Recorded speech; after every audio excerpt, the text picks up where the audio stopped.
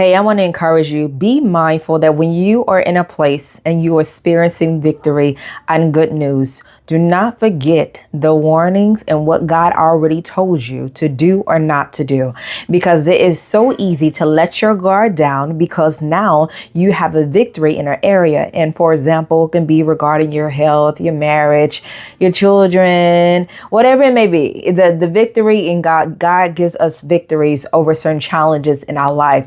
But God said, I will not allow you to be ignorant when it comes to Satan devices. So let me give you an example. You may have a good report from the doctor. However, the Lord told you to put the drinking down. The Lord told you to stop smoking. The Lord told you to change your diet, your eating habit. And yet you decide to take it upon yourself and make the adjustments. And now that you have gotten a good report, now you have experienced a level of victory. There is something in you that is influencing you that, hey, the instructions that God gave you before is not really the same that he wants you to contend in. Don't let the devil lie to you. No, if God has given you the instructions before the victory, know that you are also accountable for making sure that you are being a good steward over what God instructed you to do despite the victory. Do not allow the enemy to counsel you back into a direction that God has delivered you out of. I'm here to tell you, this is so important because you can be worse off than you were before if you choose not to obey the convictions and the counsel of God when he is leading you.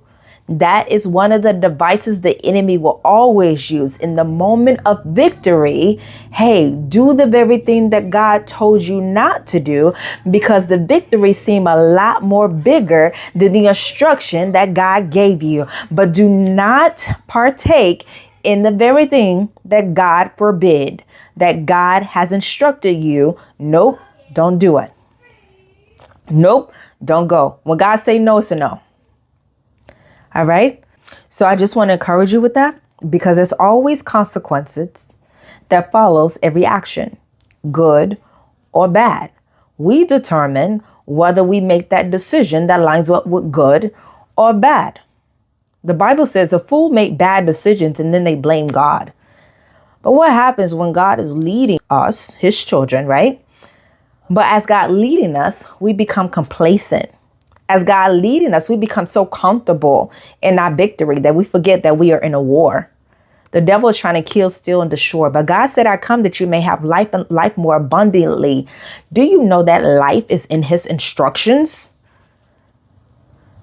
Well, that's it for today. Stay encouraged.